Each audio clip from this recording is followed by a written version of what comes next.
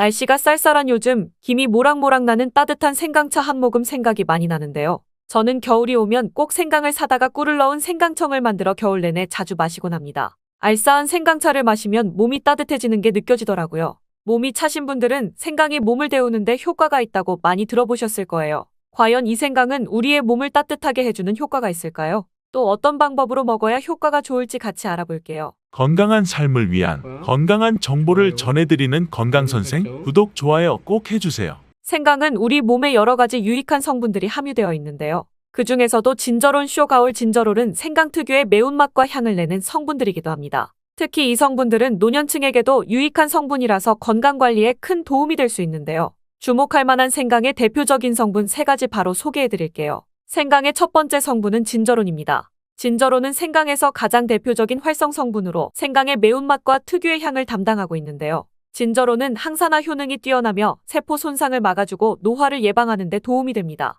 또한 진저론은 소염작용을 가지고 있어 염증을 줄이고 통증 완화에도 효과가 있는데요. 류머티스 관절염과 근육통, 그리고 기타 염증성 질환에 이 성분이 도움을 줄 수 있고 면역력을 증강시키는 데 중요한 역할을 해서 특히 면역력이 약해질 수 있는 노년분들에게 매우 유익한 성분입니다. 생강의 두 번째 대표 성분은 쇼가올입니다. 쇼가올은 생강을 건조시키거나 가열했을 때 생기는 물질인데요. 이 성분은 항암 효과가 있다고 알려져 있어 암 예방에 도움이 될 수 있습니다. 쇼가올은 진저론보다 강력한 항염증 작용을 하는데요. 이 성분은 염증을 유발하는 물질인 프로스타글란딘의 생성을 억제하는 데 매우 효과적인 것으로 밝혀졌습니다. 또한 쇼가올은 소화기 계통에 유익한 성분으로 유명한데요. 위의 점막을 보호하고 위염을 예방하며 소화불량을 개선하는 데 도움이 되고 위장을 자극하여 소화를 도우며 변비를 완화하는 데 중요한 역할을 합니다. 소화 기능이 떨어지기 쉬운 노년층에게 특히 유용한 성분이랍니다. 생강의 세 번째 대표 성분은 진저롤입니다. 진저롤은 생강을 신선한 상태에서 섭취할 때 함유되어 있는 성분인데요. 이 진저롤은 진통 효과가 뛰어나고 항염증 작용을 통해 몸의 염증을 줄이는 데 도움을 줍니다. 이 성분은 혈액순환을 촉진하고 체온을 올려주는 효과가 있어 특히 수족냉증에 효과적입니다. 어르신분들 중 혹시 겨울만 되면 손과 발이 차신 분들 있으신가요? 생강의 이 성분은 노년층에서 자주 겪는 손발 차가운 문제를 해결하는 데 큰 도움이 될 수 있습니다. 또한 향균과 항바이러스 성질을 가지고 있어 감염 예방이 도움을 받을 수 있으므로 호흡기 질환을 예방하고 증상을 완화하는 데 효과적인 성분입니다. 혹시 중국의 성인 공자를 아시나요? 누구든지 한 번쯤은 들어보셨을 텐데요. 공자는 살아생전에 먹는 음식도 매우 철저하게 관리했다고 합니다. 공자가 매 식사마다 생강을 빼놓지 않고 먹었다는 것 알고 계셨나요? 공자는 생강이 얼마나 몸에 좋은지 그 옛날부터 알고 있었던 것이었죠. 공자는 73세의 생을 마감했는데 그 옛날 평균 수명을 생각하면 어마어마하게 장수를 했던 것이죠. 이렇게 건강에 좋은 생강. 생강이 왜 그렇게 좋고 우리의 건강에 어떤 도움이 되는지 4가지 주요 효능을 소개해드릴게요. 생강의 효능 첫 번째는 면역력 강화입니다. 서울대 노화연구소에서 꼽은 면역력에 좋은 식품 3가지 안에 생강이 포함되는 거 알고 계셨나요? 생강에는 아까 소개해드렸던 3가지 성분, 진저론, 쇼가올, 진저롤이 포함되어 있어 면역력을 강화하는 데 매우 효과적입니다. 특히 항염증 효과가 뛰어나 몸의 염증을 줄여주고 면역체계가 더 강하게 작동하도록 도와주는데요. 면역력이 떨어지기 쉬운 노년층에게는 자주 섭취하는 것이 좋은 식품입니다. 생강을 꾸준히 섭취하면 감기나 각종 질병에 걸리는 확률을 낮출 수 있다는 거 잊지 마세요. 생강의 두 번째 효능은 항산화 효과입니다. 미국 국립암연구소가 꼽은 항산화 식품 1등급인 생강은 진저론과 쇼가올 같은 성분이 포함되어 있는데요. 이 성분들은 강력한 항산화 효과를 가지고 있으며 이 항산화 물질은 우리 몸에서 자유라디칼이라는 유해물질을 제거해주어 노화, 염증, 심혈관 질환 그리고 각종 질병을 예방하는 데 중요한 역할을 합니다. 특히 생강은 세포의 산화 스트레스를 줄이고 피로회복과 노화 방지에 효과적이어서 건강한 노년을 위해 꼭 필요한 식품이라 할 수 있죠. 생강의 세 번째 효능은 바로 수족냉증 완화입니다. 수족냉증은 특히 노년층에서 흔하게 나타나는 증상 중 하나인데요. 손발이 차가워지고 특히 겨울철에 더 불편함을 겪는 분들이 많으시죠? 생강은 혈액순환을 촉진시켜주는 효과가 있어 수족냉증을 완화하는 데 탁월합니다. 생강의 진저롤 성분이 체온을 높여주고 혈관을 확장시켜 손발이 따뜻해지는 데 도움을 줍니다. 또한 한의학에서는 생강이 몸의 찬 기운을 밖으로 내보내주고 또 몸 안의 열을 발산해주는 효능이 있다고 유명한데요. 옛 조상부터 이 생강이 몸을 따뜻하게 해주는 효과가 있다는 것을 알고 있던 것이죠. 생강의 4번째 효능은 소화불량 개선입니다. 예전처럼 많이 먹지도 않았는데 속이 더부룩하신 분들 많이 계시죠? 소화불량은 나이가 들면서 자주 겪게 되는 문제인데요. 생강은 소화불량을 개선하는 데 매우 효과적입니다. 생강에 포함된 쇼가올 성분은 위장의 운동을 촉진시키고 위염을 예방하는 데 도움이 되는데요. 또한 메스꺼움이나 구토 증상을 완화시켜주기 때문에 특히 소화기 계통에 문제가 있는 분들에게 좋습니다. 그런데 이렇게 좋은 생강, 그냥 차로만 드시고 계신 분 많으시죠? 방법에 따라 그에 맞는 효능을 잘 발휘할 수 있기 때문에 여러 방법으로 생강을 활용하는 것이 좋습니다. 차로 드시는 것 말고도 여러 가지 섭취하는 방법 자세히 알려드릴게요. 첫 번째 방법은 가장 간단한 방법으로 생으로 먹는 것입니다.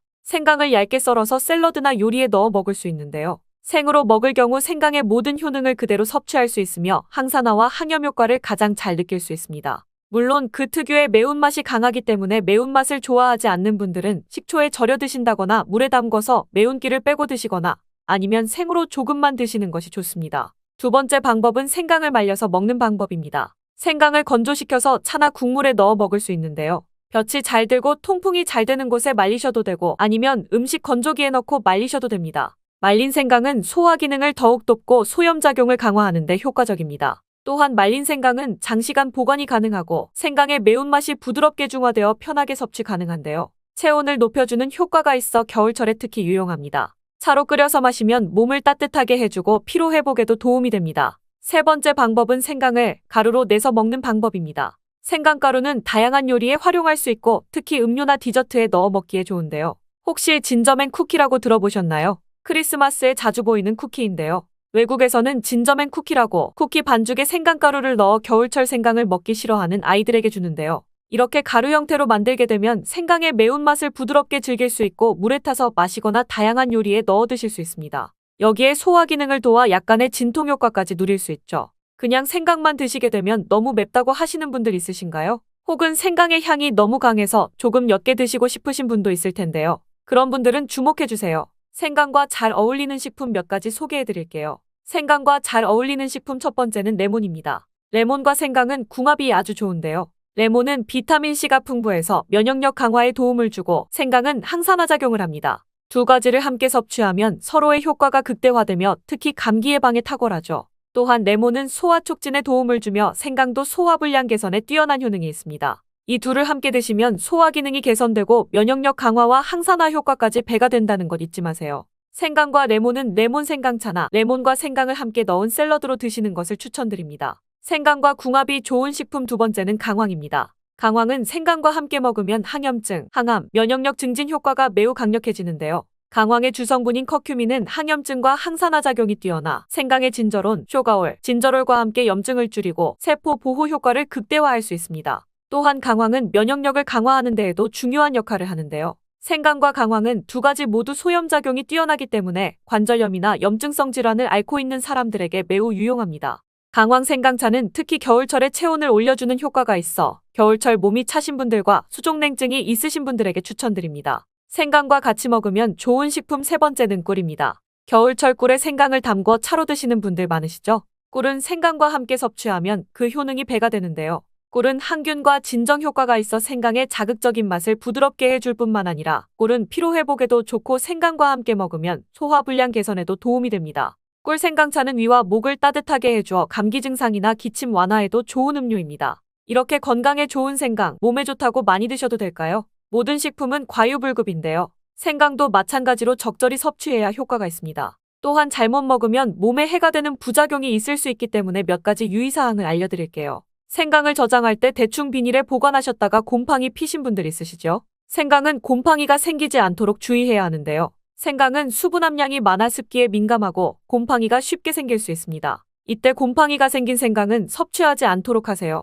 생강에 핀 곰팡이는 미코톡신이라는 독소를 생성하는데요. 일부 미코톡신은 인체에 매우 유독해 간이나 신장 그리고 면역계에 심각한 손상을 줄 수 있습니다. 생강의 일부분만 곰팡이가 생겨도 이 독이 생강 전체에 퍼질 수 있어 곰팡이 핀 생강은 아깝더라도 전체 다 버리셔야 한다는 것 잊지 마세요. 곰팡이가 피지 않도록 생강을 보관할 때는 통풍이 잘 되는 곳에 보관하고 습기가 많은 곳은 피하는 것이 좋습니다. 생강은 많은 효능을 가지고 있지만 과다 섭취할 경우 부작용이 있을 수 있는데요. 너무 지나치게 먹으면 속이 쓰리거나 위염이나 위장장애를 일으킬 수 있습니다. 하루에 2에서 3g 정도를 섭취하는 것이 적당하며 위장에 민감한 분들은 조금 더 적은 양을 섭취하는 것이 좋다는 것 기억하세요. 계란과 무심코 먹은 이것 정말 최악이에요. 반드시 피해야 해요. 매일 아침 쉽고 편하게 접할 수 있는 계란 다들 좋아하시나요? 저는 계란이 맛있고 먹기도 편해서 자주 먹는데요. 하지만 무작정 많이 드시면 건강을 해칠 수 있습니다. 그래서 계란에 대한 잘 몰랐던 효능과 계란과 같이 먹으면 효과 300% 내는 음식, 그리고 계란과 같이 먹으면 궁합이 최악인 음식까지 알아보겠습니다. 계란의 주성분으로는 단백질, 비타민, 미네랄 등 다양한 영양소가 풍부하게 들어있어서 우리 식단에서 중요한 역할을 합니다. 그리고 계란의 구조는 크게 껍질과 흰자, 노른자로 나눌 수 있는데요. 껍질은 칼슘 카보네이트로 구성되어 있어서 단단하고, 껍질 안쪽에는 공기가 들어있는 공기세포가 있습니다. 껍질 안쪽 흰자는 주로 단백질로 이루어져 있고 수분과 미네랄도 포함하고 있는데요. 흰자 안에 있는 노른자는 흰자보다 영양소가 풍부한 부분으로 단백질과 지방, 비타민, 미네랄 등이 함유되어 있습니다. 그렇다면 계란에는 어떤 효능이 있을까요? 지금부터 평소에 잘 알지 못했던 계란의 효능에 대해 자세하게 알아보겠습니다. 계란의 효능 첫 번째, 바로 최고의 단백질 공급원입니다. 단백질은 우리 몸의 중요한 구성 요소로 근육, 피부, 뼈, 헤어, 손톱 등의 형성에 필요하며 효소, 호르몬, 항체 등의 생산에도 중요한 역할을 합니다. 또한 우리 몸의 세포를 수리하고 성장하며 에너지를 공급하는 데 필요한 영양소 중 하나인데요. 단백질은 아미노산이라는 작은 단위로 분해되어 몸에 흡수됩니다.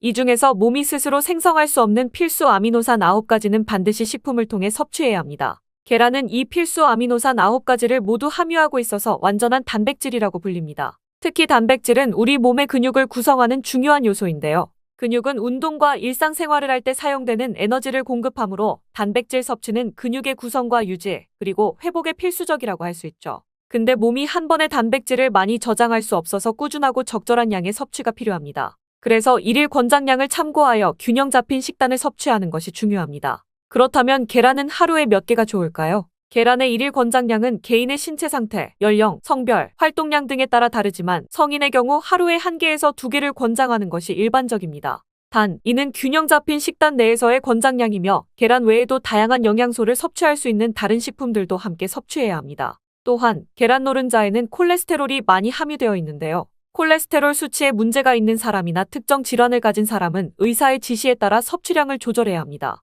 계란의 효능 두 번째는 눈 건강에 좋다는 건데요.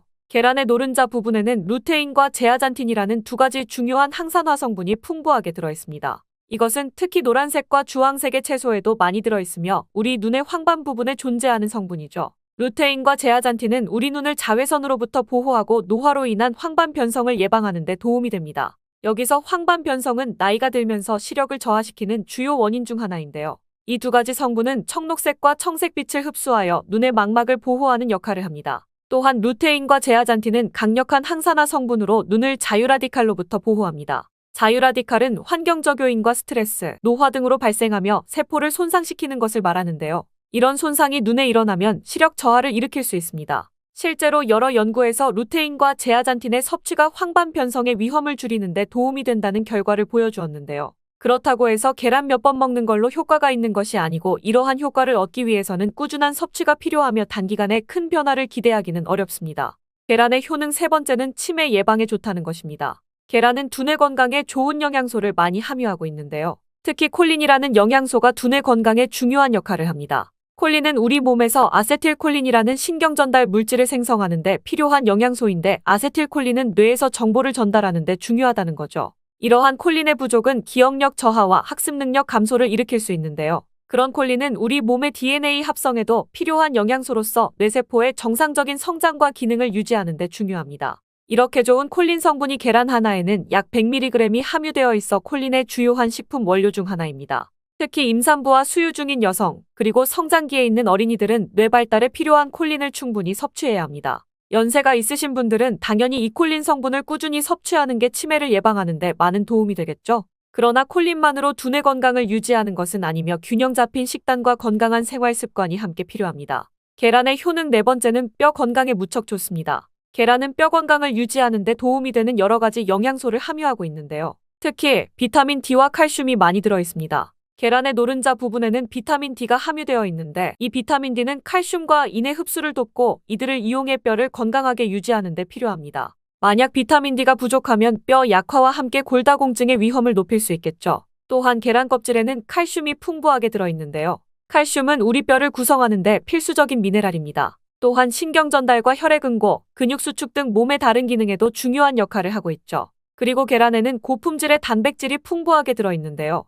프로틴이라고 불리는 이 단백질은 뼈 조직을 구축하고 수리하는 데 필요하며 뼈의 강도를 유지하는 데도 도움을 줍니다. 계란의 효능 5번째는 혈압 조절에 도움이 된다는 것입니다. 계란은 혈압 조절에 도움이 될 수 있는 성분들을 함유하고 있는데요. 특히 펩타이드가 그러한 역할을 합니다. 펩타이드가 뭐냐면 계란의 단백질이 소화 과정에서 분해되면 펩타이드라는 작은 단위로 변하는데요. 특히 계란의 펩타이드 중 일부는 혈압을 낮추는 효과가 있다는 연구 결과가 있습니다. 이 펩타이드들은 혈관을 확장시키는 효과를 가지며 이를 통해 혈압을 낮추는 역할을 하는 거죠. 또한 계란은 고단백 식품으로 단백질 섭취는 혈압 조절에 도움이 될 수 있습니다. 단백질은 혈압을 유지하는 데 필요한 신체의 여러 기능을 지원하는데 여기서 오해하고 계시는 부분은 계란에는 콜레스테롤이 많이 들어있지만 대부분의 사람들에게서는 계란에 있는 콜레스테롤 섭취가 혈압에 큰 영향을 미치지 않습니다. 실제로 콜레스테롤 섭취와 고혈압 사이의 관계는 아직 명확히 밝혀지지 않았습니다. 이렇게 효능이 좋은 계란도 어떤 것과 먹는지에 따라 효과가 엄청나게 많이 차이 나는데요. 지금부터 계란과 함께 먹으면 효과를 300% 극대화시키는 음식 3가지 알아보겠습니다. 계란과 함께 먹으면 좋은 음식 첫 번째는 토마토입니다. 아시다시피 토마토와 계란을 함께 먹는 것은 각각의 영양소 흡수를 극대화하는 효과가 있습니다. 그렇다면 토마토와 계란은 왜 같이 먹으면 효과가 극대화될까요? 토마토는 항산화 성분인 리코펜이 풍부하게 들어있는데요. 리코펜이라는 성분은 강력한 항산화 효과를 가지고 있어 세포를 손상시키는 자유라디칼로부터 우리 몸을 보호하는 데 도움이 되고 특히 리코펜은 심장질환과 특정 종류의 암 예방에 도움이 될 수 있습니다. 근데 여기서 중요한 게 이 리코펜은 지방과 함께 섭취되어야 체내에서 잘 흡수된다는 겁니다. 계란의 경우 노른자 부분에 건강에 좋은 지방이 들어있습니다. 이 지방은 리코펜의 흡수를 촉진하므로 토마토와 계란을 함께 섭취하면 리코펜의 효과를 극대화시킬 수 있는 거죠. 이것뿐만이 아니라 계란의 단백질과 토마토의 비타민C는 서로 상호작용하여 체내에서의 흡수를 높여주며 이로 인해 면역력 증진과 피부 건강에도 도움이 됩니다. 같이 안 먹을 이유가 없겠죠? 근데 요즘 토마토 중에서 스테비아 토마토라고 들어보셨나요? 이게 뭐냐면 토마토에 스테비아라는 식물의 천연원료를 첨가시켜서 맛이 정말 좋은 방울토마토인데요. 설탕보다 200배 이상 달지만 당은 흡수가 안 되어 당 걱정 없이 먹을 수 있는 스테비아를 첨가시킨 토마토랍니다. 일반인뿐 아니라 당지수가 높거나 당뇨가 있으신 분들도 걱정 없이 드실 수 있는 방울토마토입니다. 계란과 함께 먹으면 좋은 음식 두 번째는 시금치입니다. 시금치 좋아하시죠? 건강에 좋은 음식인 건 당연히 아실 거고요. 근데 계란과 같이 먹으면 계란의 비타민 B12와 시금치의 철분이 서로 상호작용하여 체내에서 더 잘 흡수됩니다. 그리고 철분과 비타민 B12는 함께 작용하여 빈혈을 예방하고 적혈구생성을 돕는 역할을 합니다. 그리고 시금치에는 지용성 비타민인 비타민 A, K, E가 들어있습니다. 이러한 비타민들은 지방과 함께 섭취되어야 체내에서 잘 흡수되는데요. 계란의 노른자 부분에는 건강에 좋은 지방이 풍부하게 들어있어 이 지방이 토마토와 마찬가지로 시금치의 지용성 비타민 흡수를 돕습니다. 또한 계란은 고단백 식품이며 시금치는 식이섬유가 풍부합니다. 이 두 성분이 함께 섭취되면 포만감을 높여주고 소화 기능을 개선하는 데 도움이 됩니다. 계란과 함께 먹으면 좋은 음식 세 번째는 잣, 호두 같은 견과류입니다. 단백질과 건강한 지방의 조합이라고 생각하시면 되는데요. 잣과 호두 같은 견과류는 건강에 좋은 지방, 특히 오메가3 지방산이 풍부합니다. 또한 계란의 단백질은 근육 건강에 필수적이며 오메가3 지방산은 심장 건강에 좋습니다. 그렇다면 이 두 성분이 함께 섭취되면 어떨까요? 바로 체내의 신체 기능을 개선하고 심장 질환의 위험을 줄이는 데 도움이 되는 시너지 효과가 극대화되는 것이죠. 또한 견과류에는 비타민 E가 풍부하게 들어있는데 이 비타민은 강력한 항산화제로 세포를 자유라디칼로부터 보호하는 데 중요한 역할을 합니다. 계란의 노른자 부분에는 비타민 E의 흡수를 돕는 지방이 들어있고요. 따라서 견과류의 건강한 지방과 식이섬유 그리고 계란의 단백질은 함께 섭취되었을 때 더욱 높은 포만감을 줄 수 있습니다. 이는 식사 후에 과식을 방지하고 체중 관리, 특히 다이어트에도 도움이 많이 되는 거죠. 근데 여기서 꼭 알아야 하실 것이 있습니다. 이렇게 좋은 계란도 같이 먹으면 최악인 음식도 있다는 거죠. 평소에 무심코 같이 먹던 음식이니 꼭 확인하시는 게 좋을 거예요. 계란과 같이 먹으면 독이 되는 음식 첫 번째는 소금입니다. 정말 의외 아닌가요? 계란 후라이나 계란찜 드실 때 꼭 넣는 게 소금인데 이게 안 좋다니 놀라셨죠? 계란은 자체적으로 적절한 양의 나트륨을 함유하고 있습니다.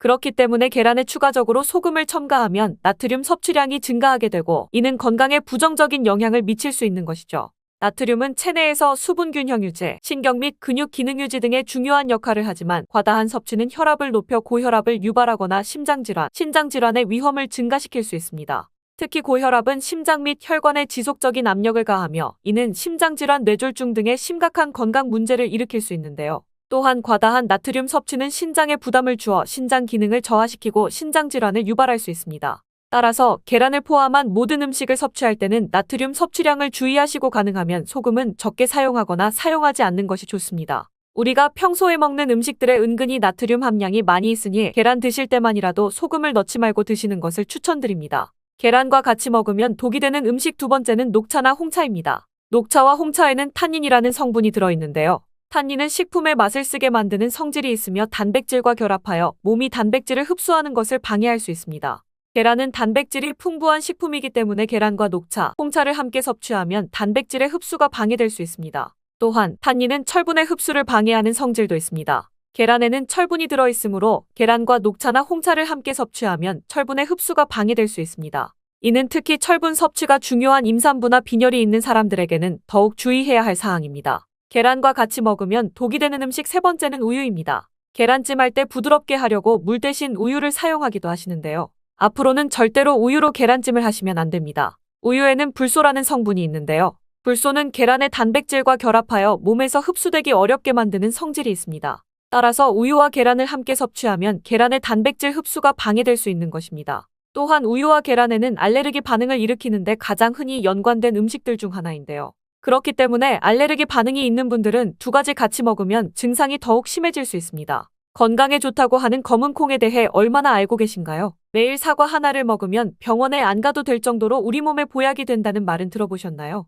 그런데 사과와 함께 먹는 음식에 따라 독이 되어 암과 치매에 걸릴 수도 있고 반대로 암과 치매를 예방하는 보약이 될 수도 있습니다. 사과의 효능과 아침 사과가 진짜 보약인지 그리고 사과와 함께 먹으면 독이 되는 음식과 보약이 되는 음식에는 어떤 것이 있는지 사과에 대한 모든 것 알려드릴게요. 매일 사과 한 개를 먹으면 병원에 가지 않아도 된다는 말은 들어보셨죠? 사과는 그만큼 우리 몸을 건강하게 하는 많은 영양소가 들어있습니다. 사과는 꼭 아침에 먹어야 된다고 하는 사람들이 많은데 그 말이 정말 사실일까요? 정답은 그렇지 않다입니다. 사과에는 상콤한 맛이 나죠. 바로 유기산이 풍부하기 때문에 상콤한 신맛이 나는 것인데요. 이 유기산은 우리 몸에 이로운 점도 있지만 평소에 속쓰림이 자주 있거나 위염 식도염이 있는 분이 아침 공복에 사과를 먹게 되면 위에 점막에 심한 자극을 줄 수 있어 증상이 악화될 수 있습니다. 사과는 몸을 차갑게 하는 과일이라서 몸이 찬 분들은 사과를 드실 때 주의하셔야 합니다. 위염 같은 증상이 있는 분들이 공복에 사과를 드시면 사과가 소화가 되지 않고 설사를 하게 될 가능성이 높습니다.